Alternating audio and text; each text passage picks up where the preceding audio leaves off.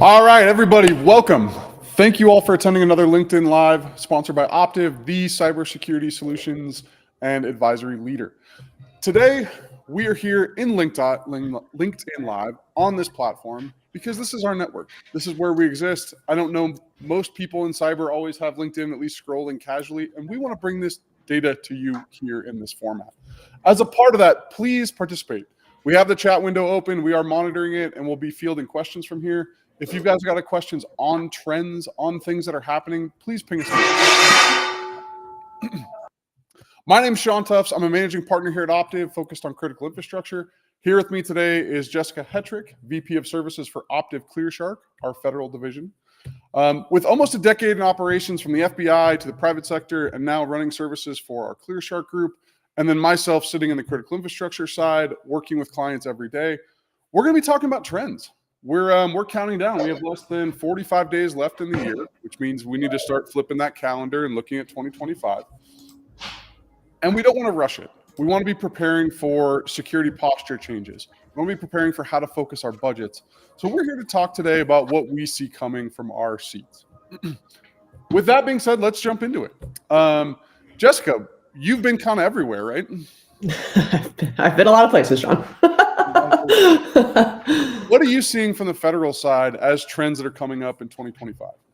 Yeah, I mean, I think we're going to see a lot of consistency with what we've seen in 2024 and even in 2023. And I think we're also going to see a lot of advancement. And we'll talk a lot about the AI stuff later on in this conversation. But across the industry, I expect that we're probably going to see a continuation of social engineering, maybe even like a resurgence of the ransomware as a service piece, because cyber criminals are looking to leverage and rent their tools. We're going to see kind of a corporatized approach to ransomware as a service. We'll see that kind of come back into play. But obviously, it's those easy access points, the social engineering, the phishing emails, the deep fakes. Those are going to continue to evolve and help gain access into different networks. We'll see AI also feed heavily the creation of social engineering campaigns and probably the enhancement of those. We saw that a lot around the election. And so I think we're going to continue to see that. Talking specifically about AI and ML, I think that's going to continue to be a massive wave as we move forward. Obviously, we saw the National Security Memorandum come out from the White House today. DHS released recommendations and outlined how to securely develop and deploy AI.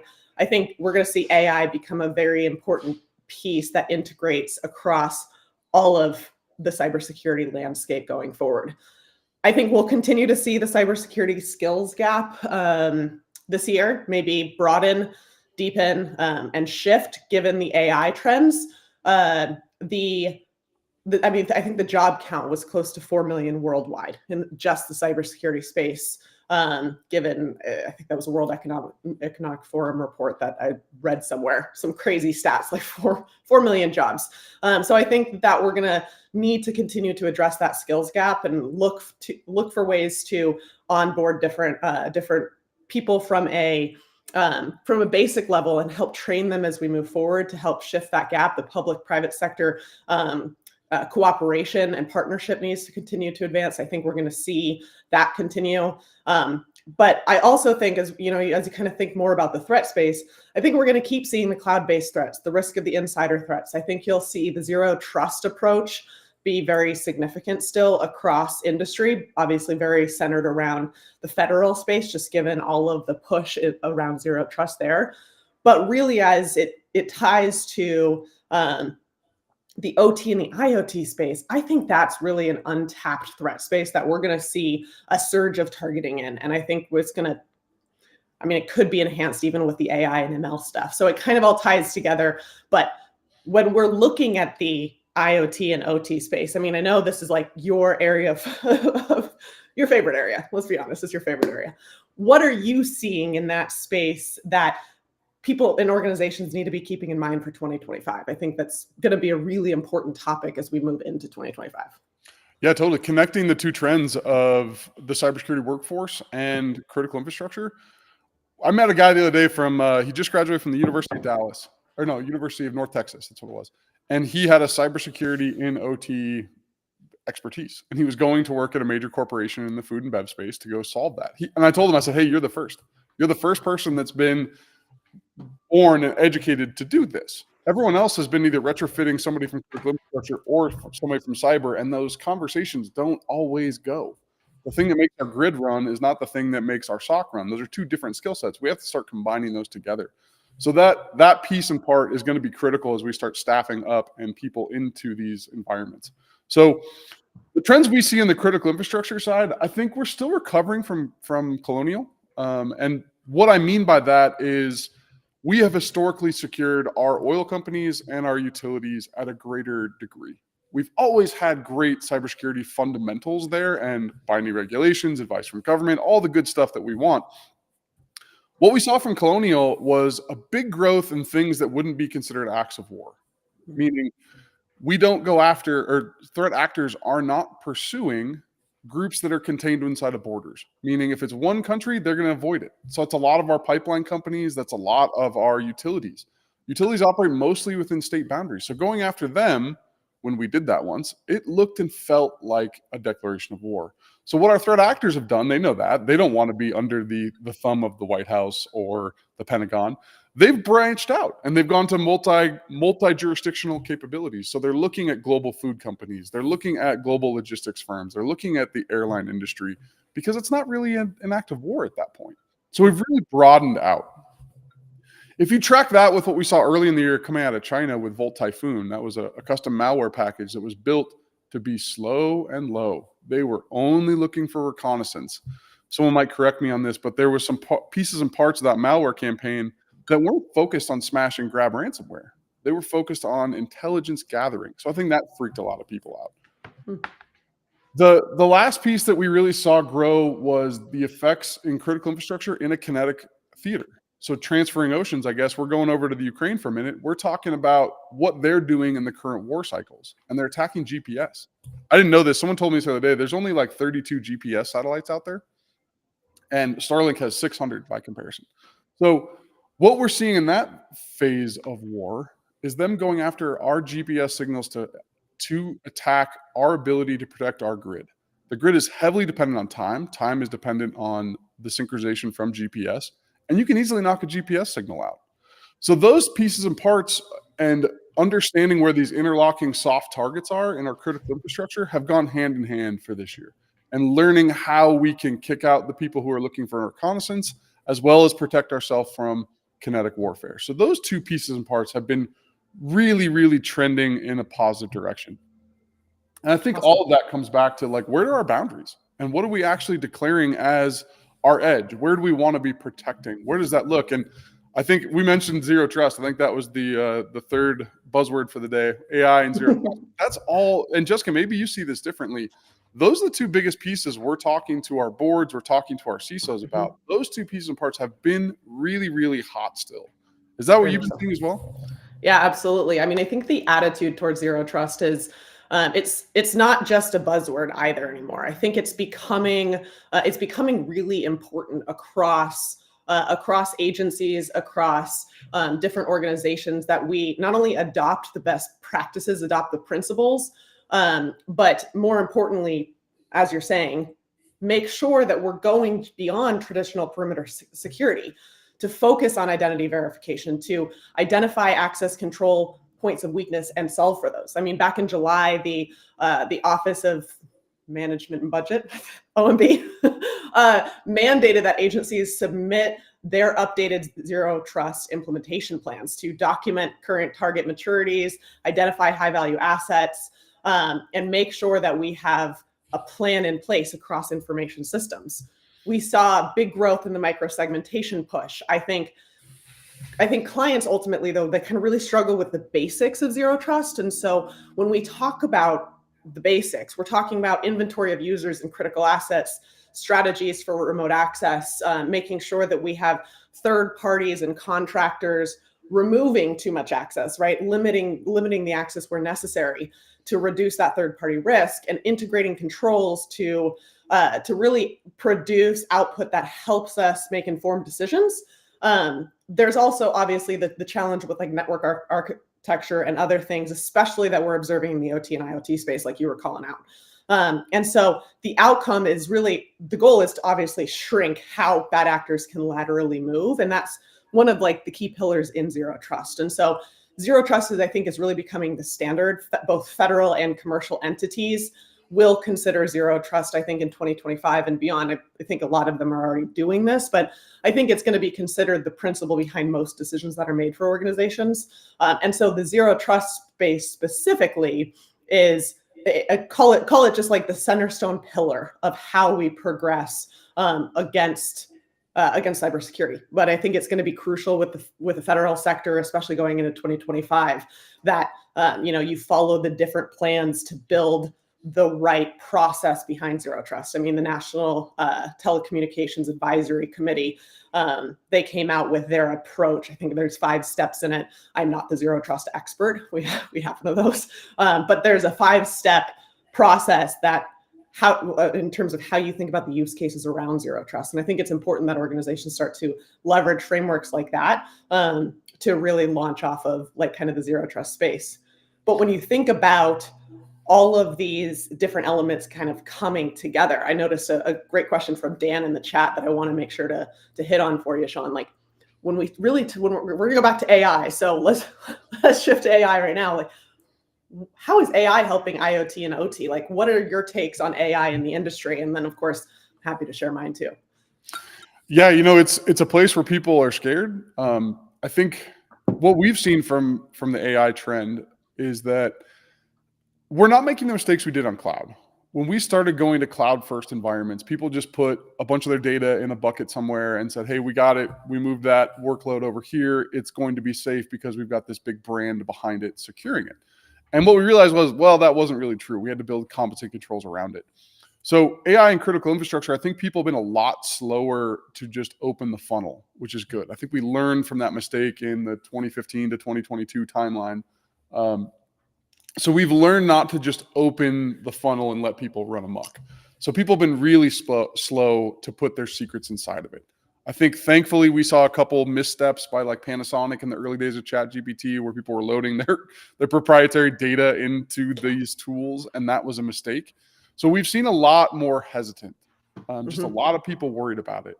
And it's actually picked up the DLP programming again. Maybe not from like a DLP for DLP's sake, but really understanding, and you mentioned crown jewels, right? Finding out which data we really, really care about, whether it's our employees' social security numbers or it's our proprietary formulas, if it's our ways we do business, oil plays we're going after. All of those pieces and parts are becoming more focused, and we're putting less focus on the data we know isn't all that important. So that's been the rise we've seen, a lot of hesitation. I think AI and critical infrastructure specifically, I think we're going to see people start to figure out how to do things better and faster. We know our operators are wanting to use that and not be reliant on old school ways of thinking. We talked about the workforce earlier. A lot of the people that built our infrastructure in the US, our highways, our power lines, our sewer systems, a lot of them are retiring, and they're leaving the keys to the US kingdom to some people who want modern tooling. Windows XP, Windows 98 are still very much alive in our critical infrastructure. So as those people tag in to the workforce, they're not wanting to operate on those systems. We want to be better and we want to be faster, and we know we can do it. So that's the other piece. I think both of those things are coming alive. They're starting to come into the fold, and that's been really, really fun to see and also terrifying at this point. Yeah, I think from the AI and ML perspective, when we think about organizations in 2025, AI is going to as much help defenses as it will help offenses, right? And I think it's important to know that you can enhance your cyber defenses with AI and ML strategies. To your point, like people want faster results, and so AI and ML will play a larger role in detecting and responding to events and even automating some of that response. We're going to see it to do probably some even maybe advanced threat hunting in some places where organizations are really looking to push the needle, creating some automation around that.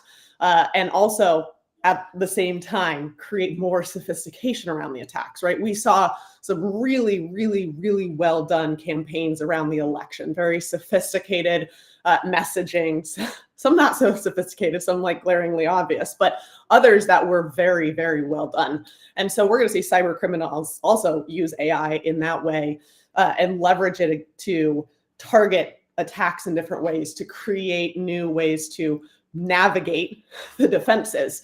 We'll see, I think, AI and ML be really prevalent in both the offensive and the defensive areas. And I mean, going back to that notion of pushing the needle, yeah, I think there was a jump out the gate that kind of freaked out some people.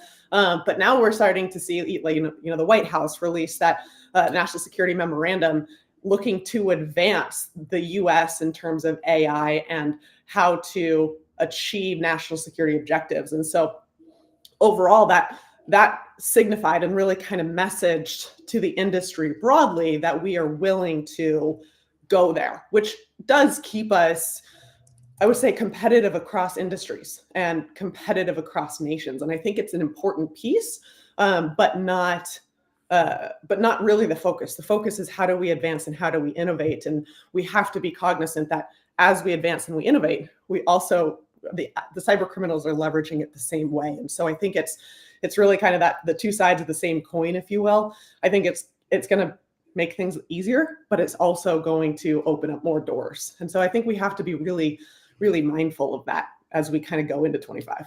Oh, yesterday we were in a boardroom and a CIO was there with the CISO and the whole security staff and said, "Hey, which large language model should we use?" And I said, I don't care. It doesn't matter to me. And she kind of looked at me crossways and was like, "Aren't you here to help us pick that?" And I said, "No, we're here to help you build governance, because if you're worried about which tool you pick before you worried about how your people are going to use it, what business use cases we want to see, then we've got the whole thing wrong and backward." So we want to be facing and pushing into the environment. When we talk about pragmaticism, be slow. It's okay. We'll get there. And I would rather make a mistake by being too slow than make a mistake by being too fast. And then really build out that structure of what do we care about? Why are we using this tool? Because we know that wide open funnel piece doesn't work. So really focused on those use cases. It's funny, I actually talked to our group that's doing that for Optiv, right? We're not immune to the pressures of AI. And there was a really big fight over Grammarly. Grammarly was built and used by people like me who can't spell things. But now it's a big AI model. So now we have to worry about what are we putting into it, right? We can't put too much. Obviously, outlawing its use entirely is a weird business practice. So finding what that model looks like, so where we can do that. So that piece to me has been really fun to watch corporations really be pragmatic for the first time in cyber's history. Yeah. So that leads me to, I'd say, like, my final question for you, and I know we're going to answer some questions. I see some more coming in the chat. So guys, keep up the questions. We're excited to answer and address any that we can. But Sean, what is the most important things that should be top of mind for organizations as we move into 25? Obviously, like at the start, you said we're not quite there yet, but we really need to be thinking about preparing for that. So what other things should be top of mind for anyone listening out there? And I'd love for the chat to weigh in here, what trends they're thinking about and pressures and worries. It is filling up, which is cool to see. To me, it's always a focus on fundamentals. We have to be very cautious that while we have our eye on the future, we aren't forgetting the present. Doing simple things like a basic firewall audit once a year, finding those any rules have been built in, doing the fundamentals. And I think from my seat, when I see fundamentals, I think we can do a lot more around integrations today. Everybody has their big platforms they want to use, right? Their big firewall platforms, their big SIM platforms. But how many of them are truly talking ecosystem and funneling all this data to the right location so that our tier one analysts, our SOC operators, they can use it and use it right, which has been really valuable. We were the client and they had fully supported teams for network, security, identity, and those teams didn't talk. They were mad at each other and they used their little political tool fighting to get in the way of their security integrations. And that was causing a big gap in the industry or in the environment. So finding ways to really do the fundamentals correctly before we start forward casting into everything else is still, I think, for me, a major trend for the next year. Does that match with what you see in the federal side? Yeah, it definitely does. I mean, I think the The other piece that is going to be big in, I wouldn't just say 2025, but I think big going forward for organizations is really the tech rationalization piece. We're seeing a lot in the federal space. Like obviously, the federal government has budget, right? Like that's to some extent going to exist with obviously continuing resolutions and maybe when the budget passes. But the reality is tech rationalization is not a passing fad. I think it's going to be big for organizations going forward. CISOs, cybersecurity professionals, buyers in the federal space, they're finding it necessary to make sure that the tech stack works and makes sense for the mission that they're going after. And so I think it's about creating, to your point, the efficient integrations, not customizations, but the integrations that can fulfill the use cases and requirements that the business has, right? Or the agency has. I think we're going to see an increase in tooling, but really a rationalization across all of the tooling that we have, right? And so you'll see organizations maybe go big in different areas, and driving the need and the desire to achieve the objective from the tools and make those tools really work for you, rather than just having a lot of tool sprawl, if you will. I think that's going to be another piece of it. And so, to your point, I think there's a lot of different compounding elements, but I think the technology that comes into play is going to be big too. Yeah, we have a lot of clients who have 70, 120 cybersecurity tools, IT tools, cyber tools. At some point, the line's a little blurred. But that's just too much, right? Finding the place that you can really shrink that down and get the most, and then find those best of breeds. That's been a reliable strategy, and we're not getting any favors from our economy, right?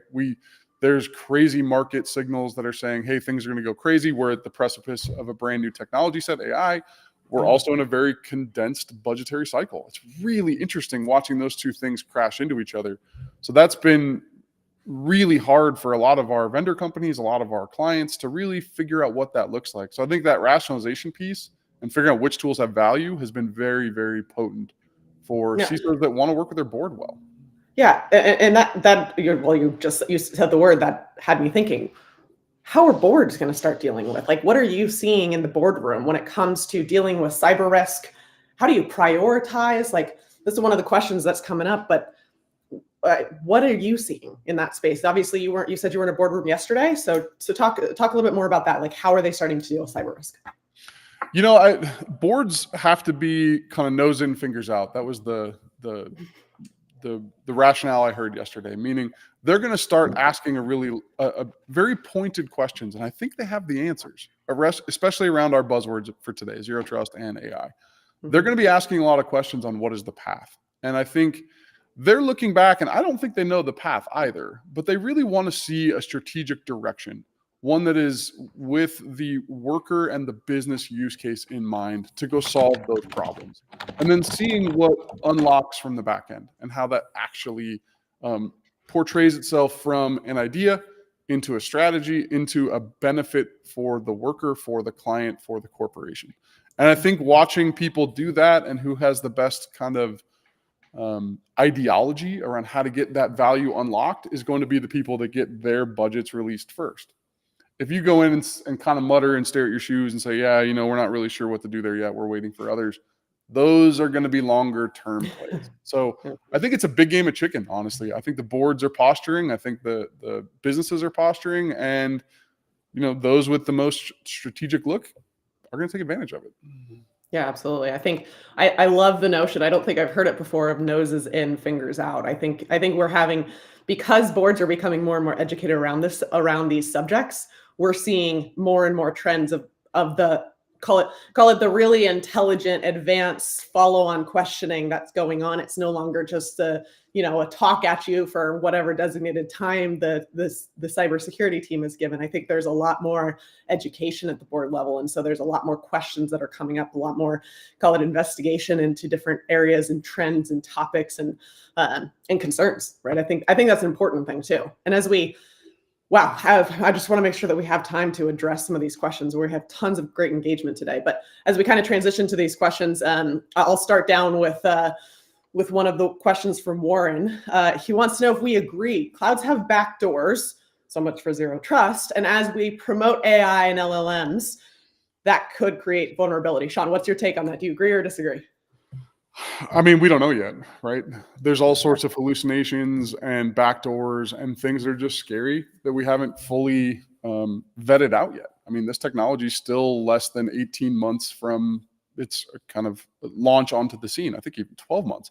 So I don't think we know yet. So that's why there's a lot of hesitation behind putting your data fully inside of someone else's platform. That's still pretty scary, and finding out what that's going to do. I think we don't know yet. So I think the ones that are really going to be the safest, not saying the most business friendly, the ones that are going to be the safest are the ones that are hesitant. And I think finding and learning and keeping a really good monitoring on these environments.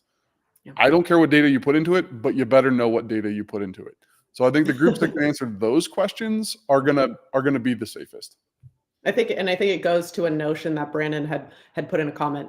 Part of why AI is a great tool is because of the intelligence behind it. But in order to create that intelligence, you have to feed the right models and the right data into it, right? And so I think it's important to create the right frameworks to call it secure AI, for whatever that actually translates to. To Warren's question, I'll lean in and I would say that I would venture to agree with the notion that that's possible. Although to Sean's point, we don't fully know yet because we haven't fully seen it play out. But I think, again, AI, when you think about AI, you need to understand, I think it's important to understand, at least, I think everyone needs to understand that there's the good and the bad that come with it, right? And so the bad will create vulnerability to some extent. So I would venture to say, from a hypothesis perspective, Warren, that I do agree that because we're promoting AI and LLMs into different systems, we're going to potentially create vulnerability. Yeah, there's going to be. We don't know yet. So if you assume there's going to be a gap in that, then you better be careful how far you're willing to jump across that moat. Totally agree. Question in here from David. Looks like, a question back actually to one of the comments that Brandon made. Buying 20 tools because disparate teams are all trying to solve their own problems without coordination leads to the overlaps that Sean mentioned. EDR fighting XDR and other issues. It's not fun watching two agents fight each other. This goes really to the tech rationalization piece. So David asks, is having EDR and XDR a little redundant, Sean?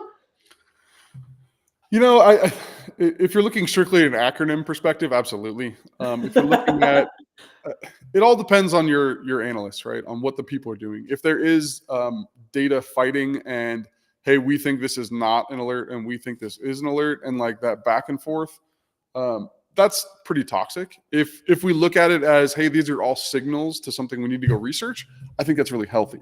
So whether or not you have 500 agents on a laptop, we all know we're going to get these systems crashing on each other. Fundamentally, putting those into one platform where you can do that right, ideally highly automated, ideally with as many signals as possible, we can get to a better system of truth. I do think if you have one team that is EDR and one team that is XDR, and they're going to fight over their acronym. Yeah. And especially when they're not talking. Yeah, and if you're fighting over your platform, then you're probably not doing the right thing by your company. Yeah, couldn't agree more. And then we did have an anonymous user type in, I think something we'll see is more AI generated vishing and phishing. Could not agree more. I think that is, we saw a massive wave before and during the election period for us. I think that's going to continue, not just from external bad actors, from actors in other countries, but from internal actors to the US too, because there is a lot of there's a lot of trend with it, and people are seeing these things. I mean, I saw something on social media the other day about the new administration and some like just crazy notion. So when I say all of these AI things have good and bad, I think the good is that we can potentially detect those things more often, but the bad is that they're going to get out there. And so people need to be taking a look at, take a critical eye to every single notion that they see on social media, as intense as that actually sounds. You have to take a critical eye and you have to look, is this creating some emotional response out of me? Is this something majorly preposterous? Is this polarizing in any way? If that's the case, ask the question, like, is this real? Because some of the stuff that you're seeing online isn't anymore. And so ultimately it's important to really investigate some things. And yeah, that can be intense, especially when you're just mindlessly scrolling through things. But the social media platform I'm not getting fished on. Yes, coming through via text message, my LinkedIn messages are just a bad place to go. Yep. Email's obviously been the same place over and over again, and that's always been present. So I think they're trying to get you multimodal. We had a phone call come through that was a phishing campaign, right? Trying to get me to go do something else. Thankfully, people's awareness is up that there is that piece out there, and I think there's a very much trust but verify, but it's getting more slick, and they can move faster and bigger. So I'm concerned on just the new models and less about the AI platform launching it, but more finding new ways to go capture you and new platforms to take advantage of. All right, one final question for you, Sean, just because I love this question. What's the best part of your week so far? Austin wants to know. Best part of my week so far has been LinkedIn Live. You know, I love that we get a chance to come out here and see people active in the chat and helping walk through what we see from trends, what we see from, just the practitioners like us, and then also what our clients and what our community is saying. Absolutely. Oh, I'm so distracted. These are such fun questions. These are small language models. I haven't heard of a small language model before. That one's a first. I'm gonna have to research that one, Jessica. See, soon our small languages.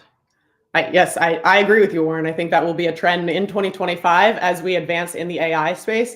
SMLs will become part of it. I don't think we're going to see that massively adopted in the federal space initially. My personal take. I think that's something that follows on to like just initially, how do we develop and deploy AI in critical infrastructure like DHS is pushing out today? Like, I think we'll see baby steps through this process. Now, industry more broadly, I would argue we'll see them push the needle a little bit more in 2025. That's at least my take. Awesome. Well, I'd like to thank everybody for being a part of this and for joining us in this conversation, prepping for 2025, putting that kind of eye to the future a little bit and making sure we're prepared for what our superiors are going to ask, what our employees are going to bring to us, and really working to get that risk lowered and capability increased. That's the goal. That's all we do in cyber. So the more we can keep our eye on that, the better off we'll be, our organizations will be, and our peer groups will be. So thank you all for joining. And we look forward to the next one. Thank you, Jessica. Thanks, everyone. Thanks, Sean. Happy to be here.